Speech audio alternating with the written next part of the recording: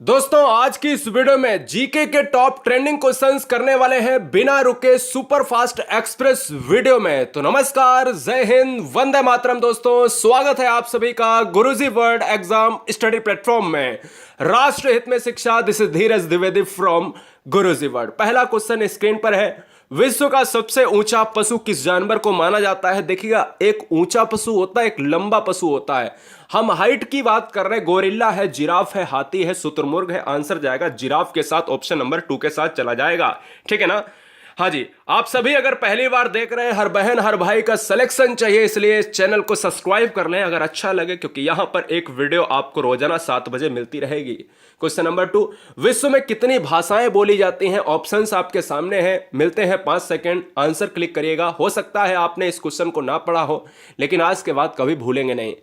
तो उम्मीद करते हैं कि आपने अपने दिमाग में क्वेश्चन सेट कर लिया होगा। तो इस क्वेश्चन का जो राइट आंसर जाएगा वो 5000 लैंग्वेज से भी ज्यादा, यानी मिनिमम अगर देखा जाए तो 5000 लैंग्वेज पूरे विश्व में बोली जाती हैं।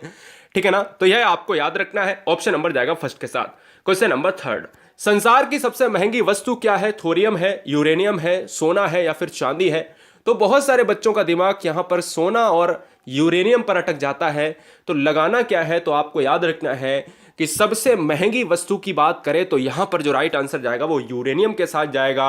और भारत में जो सबसे नंबर 1 पर है वो है थोरियम, यानी भारत में सबसे ज्यादा थोरियम प्राप्त होता है केरल राज्य में। फिलहाल इस क्वेश्चन का जो राइट आंसर जाएगा वो ऑप्शन नंबर बी के साथ। क्लियर? नेक्स्ट वन की बात करें, क्वेश्चन नंबर 4 स्क्रीन पर यह है, किस देश का कानून सबसे कठोर कानून माना जाता है? अमेरिका है, सऊदी अरब है, भारत है, चाइना है? यह थोड़े से आईक्यू, क्योंकि ये एग्जाम हुआ था, जो आपका एग्जाम होता है आईएएस एग्जाम्स की बात करते हैं, तो उसमें जो हमने स्टार्टिंग के 3 क्वेश्चन पूछे हैं ना, वो स्टार्टिंग के 30 क्वेश्चन जो है एग्जाम के इंटरव्यू में पूछे गए थे। तो हमने कहा उनको रखना बहुत जरूरी है। किस देश का कानून सबसे कठोर कानून माना जाता है? मतलब कोई भी भैया माफी नहीं है। अमेरिका में अगर बात करें, सऊदी अरब की बात करें, भारत या चाइना? तो यहां पर देखिएगा, सऊदी अरब में कोई भी आप छोटा अपराध करो या जघन्य अपराध करो तो कोई मतलब नहीं है, अपराध तो अपराध है भैया, उल्टा लटका दिया जाएगा। ऑप्शन नंबर चला जाएगा बी के साथ। सऊदी अरब की मुद्रा क्या है? यहां पर रियाल है और राजधानी रियाद है, याद रखना है। क्वेश्चन नंबर नेक्स्ट 5 कह रहा है, निम्नलिखित में से राष्ट्रीय उद्यान छत्तीसगढ़ में नहीं है? कौन सा ऐसा राष्ट्रीय उद्यान है जो छत्तीसगढ़ में नहीं है? राजधानी रायपुर होती है। इंद्रावती छत्तीसगढ़ का है, बिल्कुल बात सही है। कांगेर घाटी बिल्कुल है, यहां पर यह भी छत्तीसगढ़ का है, यह भी छत्तीसगढ़ का है और यह भी छत्तीसगढ़ का है, लेकिन ऑप्शन नंबर चला जाएगा बी के साथ। काजीरंगा इस क्वेश्चन का राइट आंसर हो जाएगा। हमसे पूछा था, नहीं है। काजीरंगा कहां का है? काजीरंगा असम क्षेत्र का है, असम का बात करता है। यहां पर एक सींग वाले गैंडे मिलते हैं।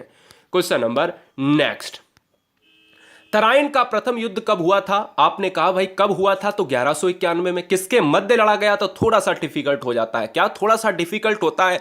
क्या ऑप्शन है? मोहम्मद गौरी भीम, मोहम्मद गौरी पृथ्वीराज तृतीय, मोहम्मद गौरी जयसिंह या फिर अजयपाल? तो इस क्वेश्चन का जो राइट आंसर जाएगा वो किसके साथ जाएगा? तराइन का प्रथम युद्ध की बात करें 1191 में हुआ, मोहम्मद गौरी और पृथ्वीराज तृतीय के बीच चला जाएगा। ऑप्शन नंबर किसके साथ? बी के साथ चला जाएगा। क्वेश्चन नंबर 7 आपसे कह रहा है, बंगाल को मुगल साम्राज्य से पृथक कर स्वतंत्र किया? किसने बंगाल को मुगल साम्राज्य से पृथक करके स्वतंत्र करने वाला था? मुर्शिद कुली खां की बात करें, शहादत खां की बात करें या सरफराज खां की बात करें या नवाबदीज या फिर आल एबब? तो इस क्वेश्चन का जो राइट आंसर जाएगा वो ऑप्शन नंबर किसके साथ जाएगा? ए को लॉक करेंगे भैया, ए के साथ चला जाएगा। अगर पॉसिबल है तो लाइक करते जाना। गुरुजी वर्ल्ड एग्जाम स्टडी, यहां पर क्वेश्चन नंबर 8 आप देख रहे हैं। भारत का पहला शिक्षा मंत्री कौन था? आप जब बात करते हो विदेश मंत्री की तो मैं कह देता हूं कि भाई जवाहरलाल नेहरू विदेश मंत्री थे पहले। ठीक है ना? जब हम कहते हैं प्रधानमंत्री तो आप कह देते हो भाई नेहरू साहब प्रधानमंत्री की बात आती है क्या? जब मैं कह देता हूं प्रथम राष्ट्रपति कौन था, राजेंद्र प्रसाद की बात आती है। लेकिन अगर मैं कह देता हूं कि भारत का पहला शिक्षा मंत्री कौन है, तो आधे बच्चे इस क्वेश्चन को गलत करने की कोशिश करते हैं। तो यहां पर जो राइट आंसर जाएगा मौलाना अबुल कलाम आजाद जाएगा, यानी ऑप्शन नंबर ए को लॉक करेंगे। क्वेश्चन नंबर 9, भारत का पहला भारतीय गवर्नर जनरल? देखिए दोस्तों, यहां पर अगर आंसर की बात करें तो 4 ऑप्शंस हैं। आप कंफ्यूज रहते हो कि मैं लॉर्ड माउंटबेटन मारूं या सी राजगोपालाचारी मारूं। तो आपको याद रखना है कि स्वतंत्र भारत का आप जब से पूछा जाए तो आप बटन मारिएगा। क्या? लॉर्ड माउंटबेटन मारिएगा। जब आपसे कह दे कि भारत का भारतीयों के लिए, भारतीय की बात करें, जो भारतीय क्षेत्र में एक ऐसा गवर्नर आया जिसका नाम था राजगोपालाचारी। जब पहले आप भारतीय पूछे, इंडियन लग जाए क्वेश्चन में, तो आप क्या मारोगे? राजगोपालाचारी मारेंगे। क्वेश्चन नंबर नेक्स्ट, किस देश के लोग अधिक परिश्रमी माने जाते हैं? बहुत ही ज्यादा परिश्रम करते हैं, आपको यहां पर प्रेरणा लेनी चाहिए। अमेरिका की बात करें, सऊदी अरब की बात करें, भारत या जापान की बात करें तो सबसे ज्यादा जो है कठोर कानून है सऊदी अरब का। भारत की बात करें तो भारत में अधिक परिश्रमी नहीं है, आलसी लोग भी भारत में हैं, तो इसलिए यहां पर एवरेज बनता नहीं। अगर बात करें अधिक परिश्रमी तो यहां पर जापान के लोग हैं, ठीक है ना, यह आपको याद रखना है। जापान में वृद्ध लोग भी सबसे ज्यादा, यह भी आपको याद रखना है। तो जापान में वृद्ध लोग भी हैं, और यार जापान में जो जीने की क्षमता है ना वो बहुत है। मतलब आदमी जो है 100 के ऊपर जाने कितने आपको आदमी मिल जाएंगे वहां पर। और यहाँ भारत में जो औसत एज है ना वो 60 साल रह गई है, मतलब आदमी की एज जो है 60 ही साल रह गई है, औसत एज है भारत की 2020 के अनुसार। क्लियर, यह आपको याद रखना है। क्वेश्चन नंबर नेक्स्ट की बात करें, क्वेश्चन नंबर नेक्स्ट क्या कह रहा है 11वां, विश्व मौसम विज्ञान दिवस कब मनाया जाता है? 13 मार्च, 23 मार्च, 31 मार्च या 3 मार्च? तो मौसम दिवस की बात करें तो आपको याद रखना है क्या, 23 मार्च को मनाया जाता है। ऑप्शन नंबर किसके साथ जाएगा? बी के साथ चला जाएगा। किसके साथ? बी के साथ चला जाएगा। मैं याद भी करा देता हूं, जैसे अगर आपको ऑप्शंस में अगर यहां पर मार्च दिया है, हो सकता है ऑप्शंस में आपके एग्जाम में अप्रैल दिया हो, मई दिया हो, है ना, अप्रैल दिया हो, मई दिया हो, जुलाई दिया हो, तो आपके दिमाग में क्या हो सकता है कि मौसम से आपको मार्च याद रख लेना है, मौसम से आपको मार्च याद रख लेना है। और मौसम में 3 शब्द आते हैं तो एक डिजिट भी आपका क्या है, 3 शब्द आता है, तो आप ऐसे भी थोड़ा सा रिलेट कर सकते हो। ऑप्शन नंबर चला जाएगा बी के साथ। क्वेश्चन नंबर दोस्तों 12, क्वेश्चन नंबर 12 थोड़ा सा बहुत इंपॉर्टेंट है, 12 13 बड़ा ध्यान देना क्योंकि क्वेश्चन करंट में चेंज हो चुके हैं। 12 तो आपका वैसा ही रहेगा। पृथ्वी पर कुल कितने महासागर हैं? 6 9 5 4। सभी बच्चे रेड बटन को दबाकर सब्सक्राइब कर लें, रेड बटन को दबाकर सब्सक्राइब कर लें, क्योंकि यहां पर मुद्दे की बात होती है बिना समय गवाए हुए। राइट आंसर जाएगा 5 के साथ। पृथ्वी पर कुल कितने महासागर है? 5 है। पृथ्वी पर जल की बात करें, जल का स्रोत क्या है? महासागर है। पृथ्वी पर जल कितना? 71% जल है, 29% क्या है? स्थल है। यह भी आपको याद रखना है। ऑप्शन नंबर जाएगा सी के साथ। क्वेश्चन नंबर 13 आपका चेंज हो चुका है। क्वेश्चन नंबर 13 पहले आप आंसर दो, क्या हो सकता है? पृथ्वी पर कुल कितने महाद्वीप हैं?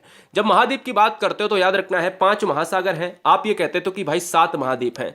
अब देखिएगा नई किताबों के अभी क्वेश्चन के अनुसार तो ऑप्शन नंबर बी हो जाएगा, लेकिन अब आपको एग्जाम में पूछा जाता है 2020 के बाद जितने भी एग्जाम होंगे आगे 21 22 23 24 25, है ना, तो याद रखना है आपको क्या लगाना है? 8 महाद्वीप लगाना है, क्योंकि एक नया महाद्वीप को खोज लिया गया है। वह आपको जवाब देना है। नई किताबें जैसे ही आपको मिल जाएंगी मार्केट में, आपको आ जाएगा उसमें ऑप्शन नंबर चला जाएगा सी के साथ। क्लियर, यह याद रखना है। क्वेश्चन नंबर 14, विश्व टीबी दिवस कब मनाया जाता है? 14 मार्च, 18 मार्च, 22 मार्च या फिर 24 मार्च? बताए, बहुत बढ़िया।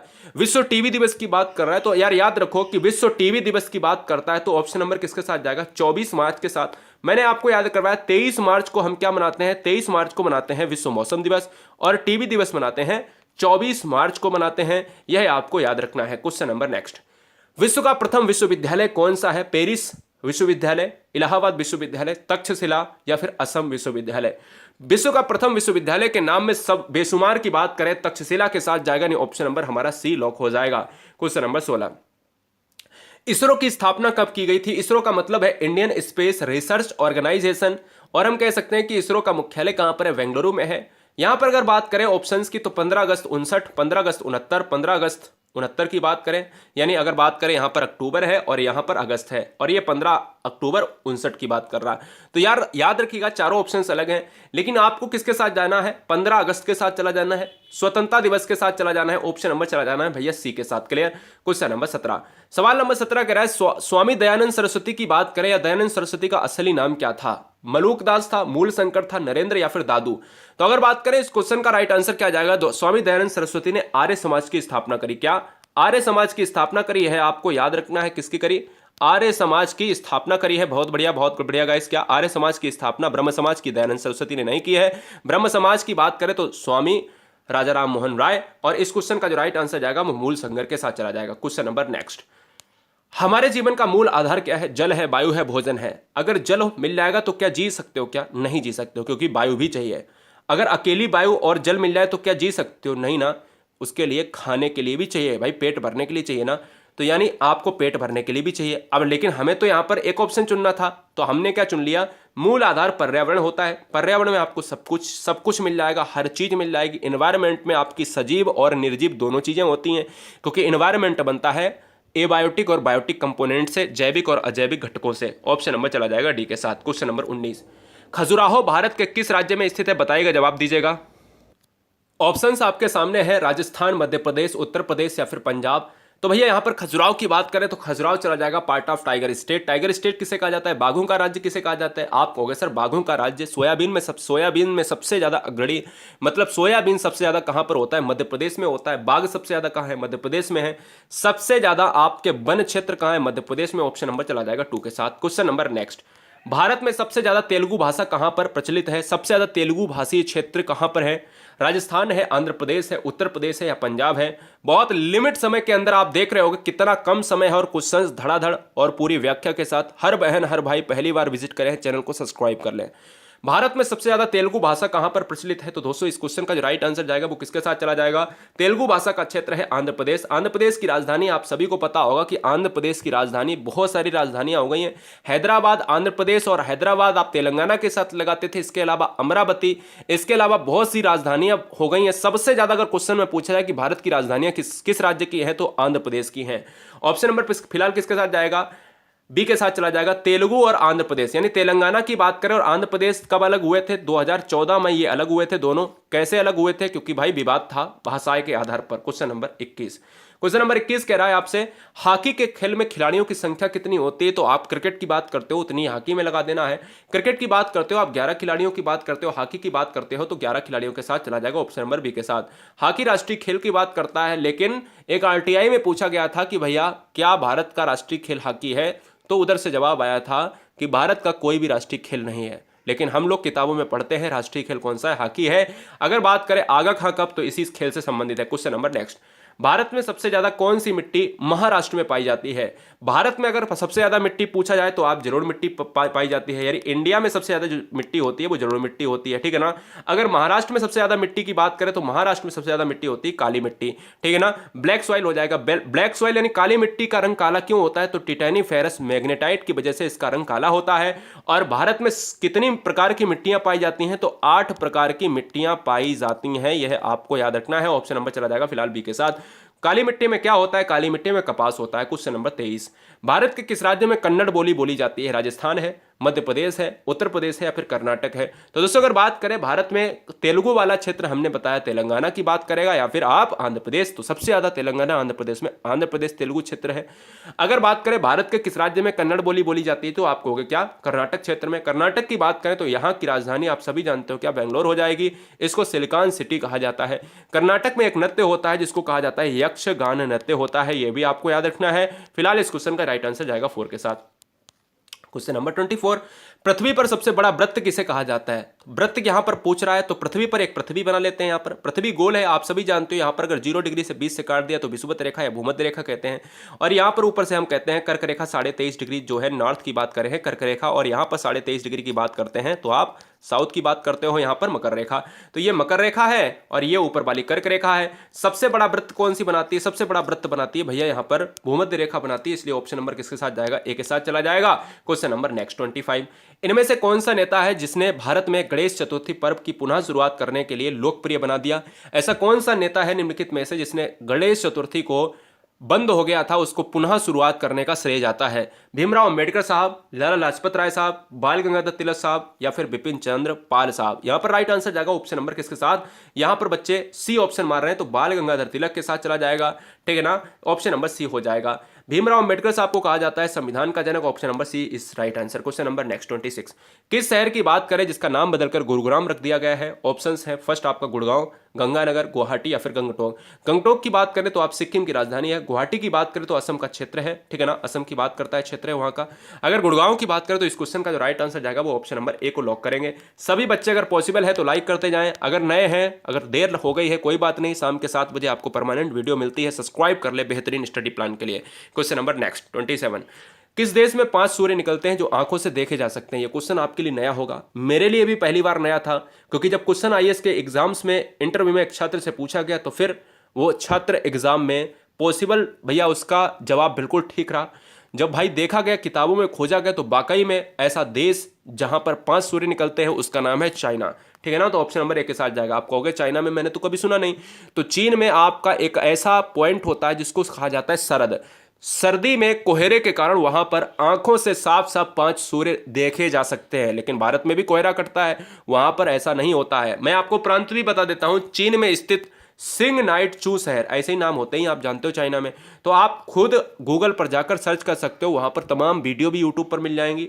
चीन में स्थित सिंग नाइट चू शहर में आपको आसानी से 5 सूर्य दिखने को मिल जाएंगे, बहुत आसानी से हर बच्चा यहां पर खोज सकता है। क्वेश्चन नंबर 28, इनमें से किस राज्य की राजधानी तवा नदी की बात करें? एक तवा नदी को तवी नदी भी कहा जाता है। तवी नदी की बात करता है, उस पर तट पर स्थित है। हिमाचल प्रदेश, उत्तराखंड, त्रिपुरा, जम्मू कश्मीर की बात करता है। तो ऑप्शन नंबर किसके साथ जाएगा? डी के साथ। गोवा हमारा मांडवी नदी के किनारे है, हैदराबाद मूसी नदी के किनारे है, कोलकाता हुगली नदी के किनारे है, और फिलहाल जम्मू कश्मीर की बात करें पूरा राज्य ही आपका नदी के किनारे बसा हुआ है। क्वेश्चन नंबर 29, इनमें से कौन सा शतरंज में एक टुकड़ा का नाम नहीं है? शतरंज में मतलब खेले जाने वाला अगर गेम है शतरंज, अगर क्वेश्चन में पूछा जाए कि शतरंज किस देश का यहां पर खेल है, किसने दिया है शतरंज, तो शतरंज का उद्भव, शतरंज का विकास सबसे पहले भारत देश में हुआ है। शतरंज की बात करें तो शतरंज में एक विश्वनाथन आनंद एक बेहतरीन चेहरा है, और मैक्सन कार्लसन एक विश्व में खिलाड़ी है जो नंबर 1 पर रहता है। अगर बात करें वहां पर शतरंज में एक टुकड़ा का नाम, तो यहां पर